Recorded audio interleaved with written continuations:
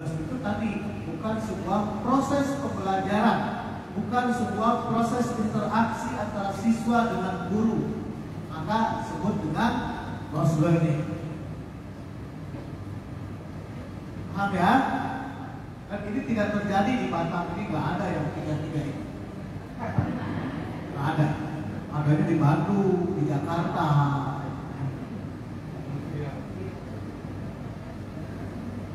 Itu alasan pertama kenapa kurikulum merdeka ini lahir. Alasan kedua, jadi definisi close learning itu siswa tidak belajar, siswa hanya mengerjakan tugas. Itu dilihat dari sudut siswa. Dilihat dari sudut guru, close learning itu terjadi apabila guru penerus pengetahuan. Jadi ngajar itu hanya menyampaikan materi yang ada di buku. Anak-anak, tema hari ini adalah subtema 1, kegiatan sehari-hari di rumah. Coba buka bukunya, itu yang disebut penerus pengetahuan. Jadi kalau teman-teman masih meneruskan materi yang ada di buku, berarti penerus pengetahuan tanpa diproses pengetahuan itu menjadi lebih bermakna. Kenapa penerus pengetahuan? Karena teman-teman guru baru itu terlalu banyak mengejar-ngejar materi kalau ngajar. Belum subtema ini, belum subtema itu, belum subtema pusing. Bagaimana supaya tidak disebut penerus pengetahuan? Mengajar itu merekonstruksi pengalaman siswa. Caranya gimana? Anak-anak, hari ini kita temanya kegiatan sehari-hari di rumah. Coba Ahmad, ceritakan kamu di rumah ngapain saja. Aku guru pagi-pagi bangun sama keluarga. Kemudian aku diajak oleh ibu dan ayah untuk sholat subuh berjamaah. Amalan sila berapa itu? Nggak usah simbol, sila, pertama itu penerus pengetahuan. Tapi anak-anak diajak gimana sih pengamalannya dalam bentuk cerita kegiatan sehari-hari di rumah. Itu yang disebut merekonstruksi pengalaman. Terus ngapain lagi Ahmad kamu? Ya aku sarapan bu. Kemudian sebelum ke sekolah aku dikasih uang jajan. Berapa? 5.000. Terus kamu jajan apa kan di sekolah? Jajan A, jajan B. Berapa sisa uangnya? Pelajaran apa itu? 10 tambah 15. Jadi kan begitu matematika konteks tuh. Itu yang diinginkan Pak Menteri, ada kemerdekaan pada saat mengajar. Oke, konsepnya dari buku, tapi lakukan pembelajaran itu konteks.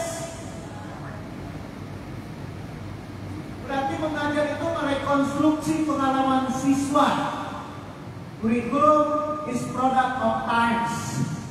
Kurikulum itu produk zamannya. Didiklah anakku sesuai dengan. Berarti kita harus mendidik anak sesuai dengan zaman siapa? Zaman siapa? Zaman siswa. Berarti kalau ngajar boleh curhat nggak? Kan kalau di Bandung mah guru kalau ngajar curhat pun cerita tentang diri guru. Padahal kita sedang melakukan anak pada zaman anak. Berarti bukan merekonstruksi pengalaman siswa, tapi pengalaman guru. Itu yang disebut dengan penerus pengetahuan. Tidak ada proses nalar, banyak menghafal. Iman kepada Allah adalah rukun iman ke menghafal. Hal ya, yuk sekarang merubah diri kita, merdekakan diri kita bahwa mengajar itu merekonstruksi pengetahuan siswa, bukan meneruskan pengetahuan yang ada di buku.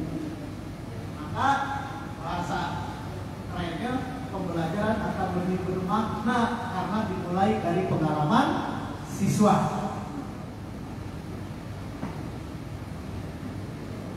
Berikut, banyak guru kurang memfokuskan pada pengembangan karakternya, tapi dikejar-kejar materi. Harus beres subtema ini, subtema. Ada yang nanya aja nanti aja lah. Belum beres materinya karena di SD sana udah subtema ini, kita masih di subtema ini. Ngapain dikejar-kejar materi, ngajar? Berikutnya, dalam hal ini guru mengajukan pertanyaan, banyak tanggapan siswa jawabannya hanya satu kata dan bersifat kata. Tadi simbol kapadi dan kapas adalah sila ke, bukan tidak boleh. Paham ya?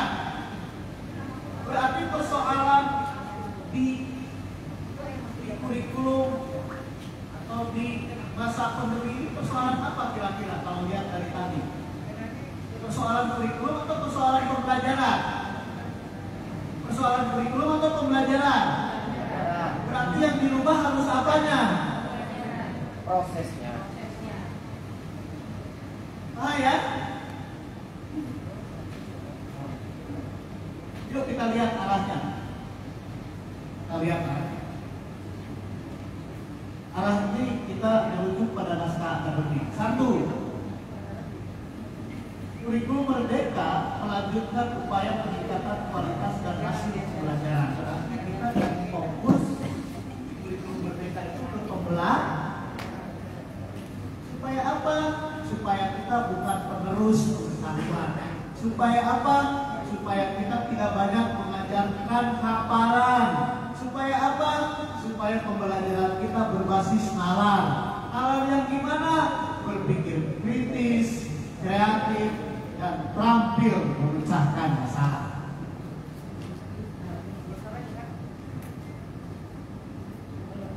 Berarti percuma, misalkan nanti tadi ada disebutkan sekolah penggerak tapi ngajarnya tidak berbasis nalar. Ngajarnya masih kejar-kejar ketuntasan materi. Ngajarnya masih banyak ceramah. Berarti belum ada perubahan dalam paradigma baru pembelajaran. Berarti yang diminta oleh kurikulum Merdeka itu apa? Paradigma baru pembelajaran. Apa paradigma barunya? Isinya adalah peningkatan kualitas dan hasil. Yang kedua, mendorong pembelajaran sesuai dengan kemampuan siswa. Ya, jadi bagaimana setiap materi itu diperdalam. Berarti kurikulum Merdeka itu materinya sedikit tapi dalam. Ya, materinya sedikit tapi dalam. Jadi tidak banyak-banyak materinya. Sehingga setiap pembelajaran itu selalu berharap dua, bagaimana diperdalam materi itu dan bagaimana dikembangkan karakter profil Pancasila itu.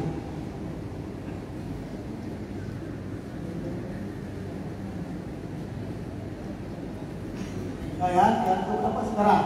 Yang pertama, sekarang yang kedua. Berarti pembelajaran di kurikulum Merdeka intinya apa? Sesuai dengan kemampuan siswa. Apa cirinya? Fokus pada pengembangan karakter. Yang keduanya, perdalam materinya.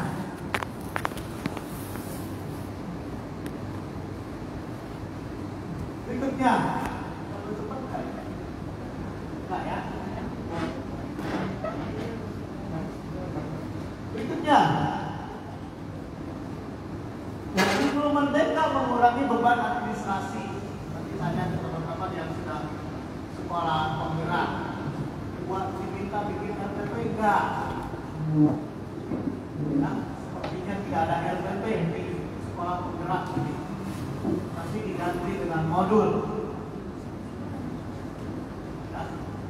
Tapi kalau nanti akreditasi tetap saja RPP itu harus dibuat.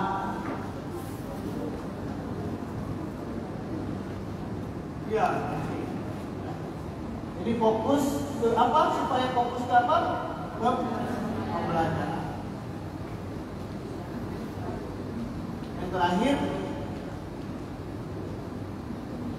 kurikulum merdeka berorientasi pada keterampilan abad 21.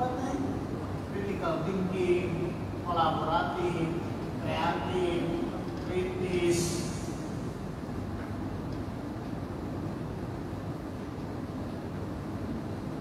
Jadi kesimpulannya, kurikulum merdeka itu fokus ke mana? Fokus ke mana? Fokus ke mana? Ke paradigma baru. Pilihnya apa? Satu, tujuannya mengarah kepada profil pelajar. Yang kedua, materi diajarkannya adalah materi esensial. Yang ketiga, kegiatan pembelajarannya kontekstual dan pro. Yang keempat, soal PH PTS-nya setara AKM. Berarti bisa nggak 2013 seperti ini? Bisa. Ya, kurikulum 2013 seperti ini bisa. Kita akan coba poin yang ketiga, yaitu berbasis proyek. Nah, ini KD-nya kita akan pakai KD 2013. Nanti setelah proyek dibuat, maka soal PH dan PTS serta PAS-nya berbasis AKM, sehingga bentuk soalnya merujuk pada soal AKM, sehingga jenis kelamin soal yang hadir di PH, PTS, PAS yaitu literasi dan. Jadi tidak lagi pilihan ganda 50, bukan tidak boleh. Silakan, ada yang bertanya dari sini dulu. Berarti yang harus diperbaiki apa? Yang diperbaiki apa? Proses melalui apa? Itu ada melalui satu, materi yang diajarkan materi proses pembelajaran berbasis, dan soal PH PTS-nya PAS-nya setara. Yuk mulai, semangat itu yang harus dimulai.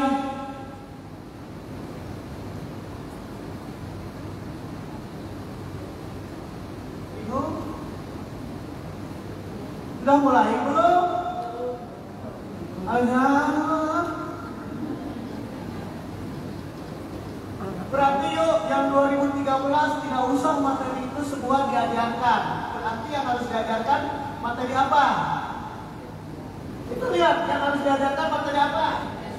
Esensial. Yuk, jangan banyak ceramah kalau ngajar. Berarti proses pembelajarannya apa? Konteks. Apa kontekstual itu? Iya. Jadi di bawah anak-anak itu melalui proses mengamati tentang lingkungan. Anak-anak, hari ini kita bicara sumber energi. Ada kuripan? Kapan? Sumber energi adalah jenis-jenis energi adalah, itu yang disebut penerus pengetahuan. Coba kamu perhatikan di luar ini, di dalam kelas ini, kira-kira ada nggak sumber energi apa? Ada, Pak Guru. Listrik, matahari, angin.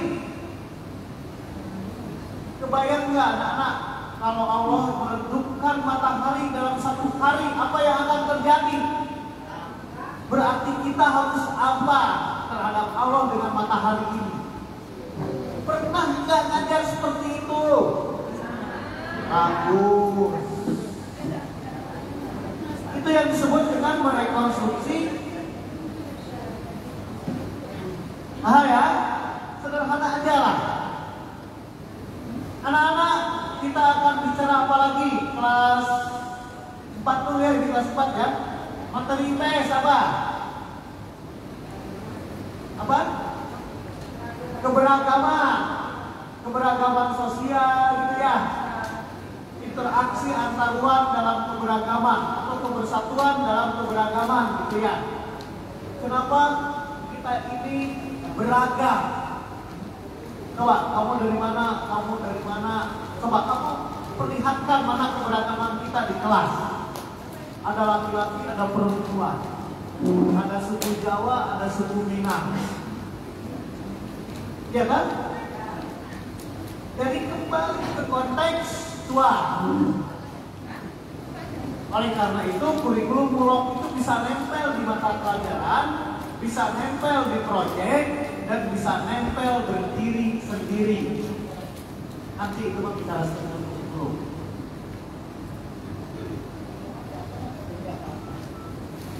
Ada pertanyaan atau lanjut? Lanjut.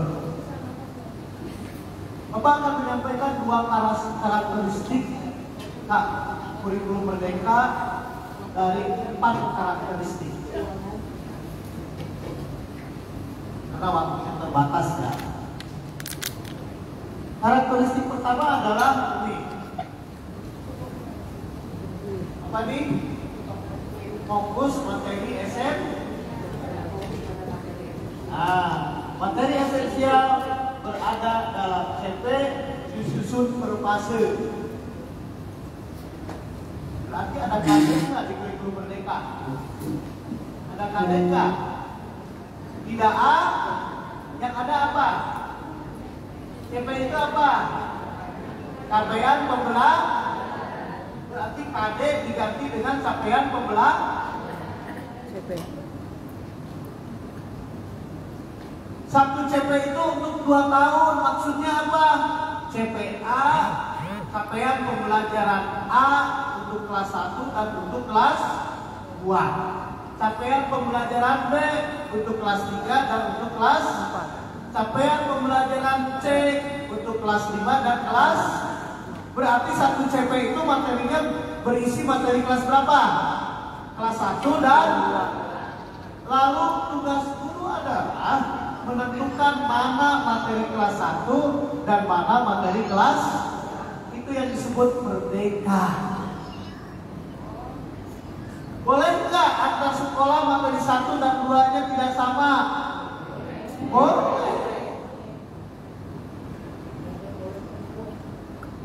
Ya. Fokus materi esensial artinya materi kurikulum itu dikurangi, berarti sedikit. Sudah sedikit, dikurangi jadi sedikit. Nah, dan ini contoh CP-nya.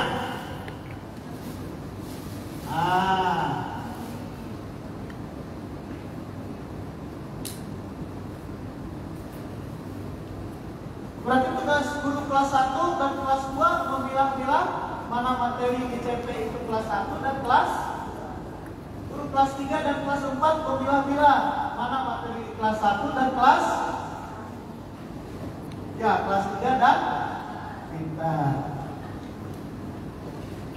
Kebayang nggak? Pemisahan materi kelas 1 dan 2, kelas 3 dan 4, kelas 5 dan 6 itu disebut dengan KOS. Apa KOS itu? Kurikulum operasional sekolah. Berarti setiap sekolah itu sebaiknya membuat KOS supaya tahu mana materi kelas 1 dan mana materi kelas.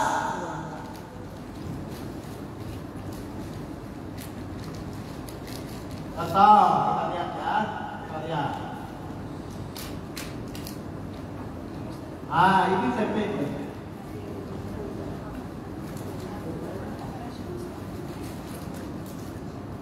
Bingung nggak? Bingung. Nah, si CP ini kebetulan fase A. Harus dipilah-pilah mana materi kelas 1 dan mana materi kelas. Tugas siapa itu? Boleh nggak materi kelas 1 dan 2 sama? Silakan saja, itu mah terserah.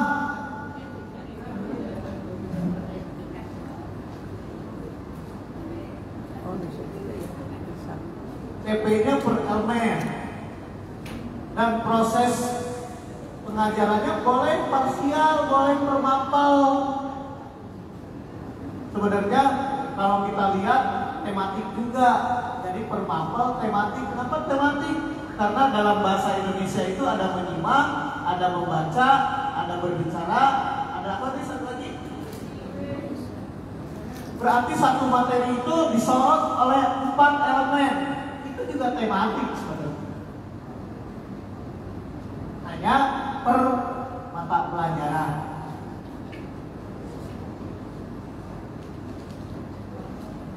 Kebayang Bu? Siapa yang bertugas menurunkan materi ini ke kelas 1 dan 2? Siapa? Guru.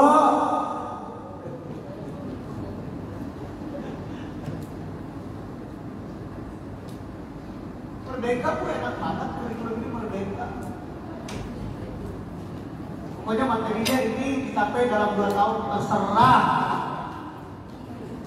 Mau dari mana dulu? Mau go.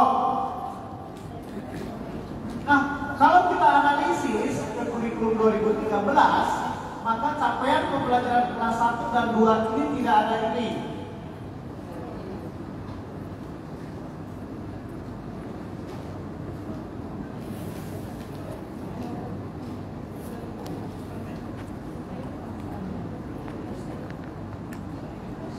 Nah, jadi di kurikulum merdeka ini tidak menghasilkan materi di kelas 2 itu salah satunya tulisan empat bersambung. Boleh nggak ditambahin ke materi kelas 2? Oh, tapi asal jangan semua. Kayaknya ini penting deh, ini penting deh. Udah aja kurikulum 2013.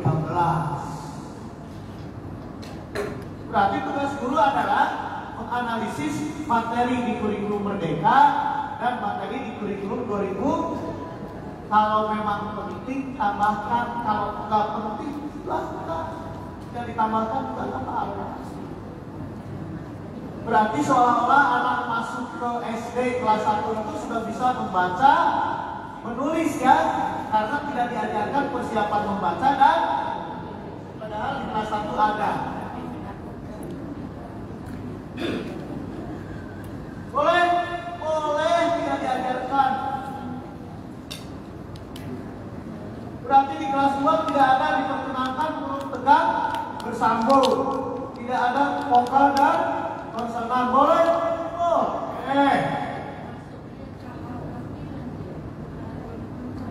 Paham nggak? Saya mau pakai ini aja materinya Pak. Ini aja ribet. Saya materinya kelas 1 dan 2 mau disamakan aja ribet. Silakan. Oh, namanya juga kurikulum merdeka.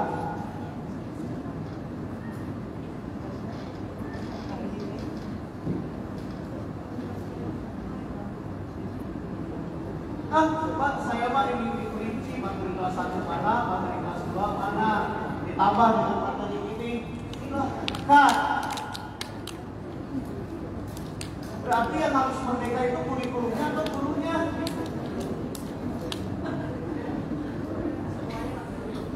Sepanjang gurunya serba ketakutan mah kurikulum merdeka. Berarti yang harus dimerdekakan siapa?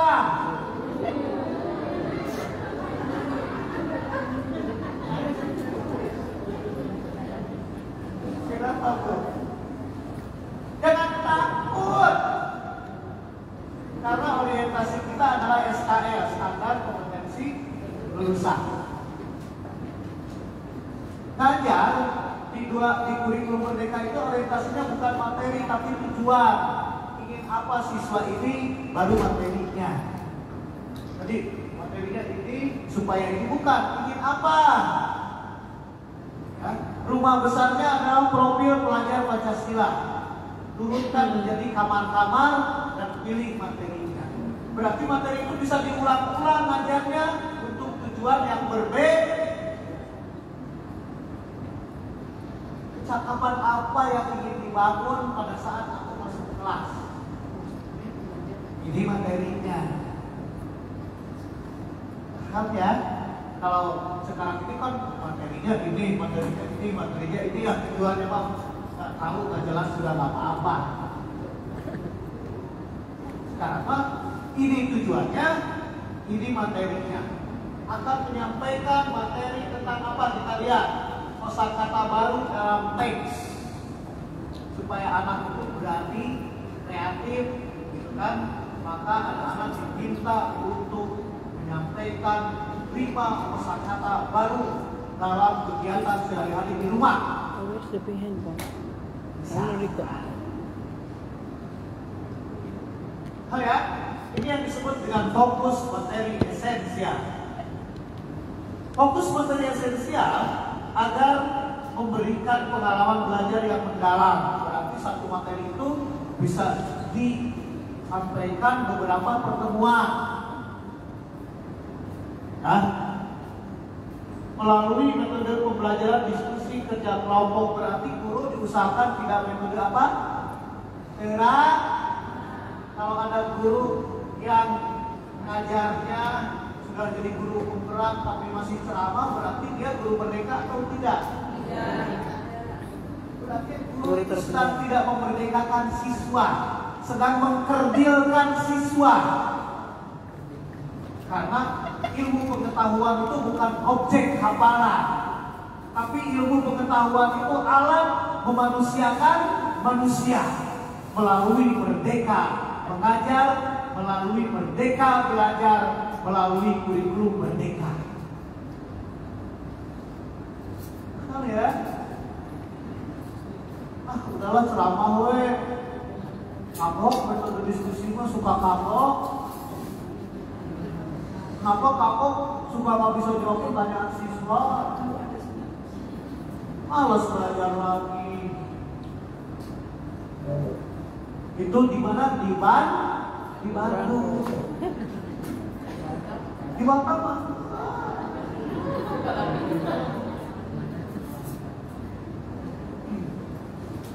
Maka kami memperkenalkan di SD Santo Yusuf Cimahi itu namanya Flip Classroom.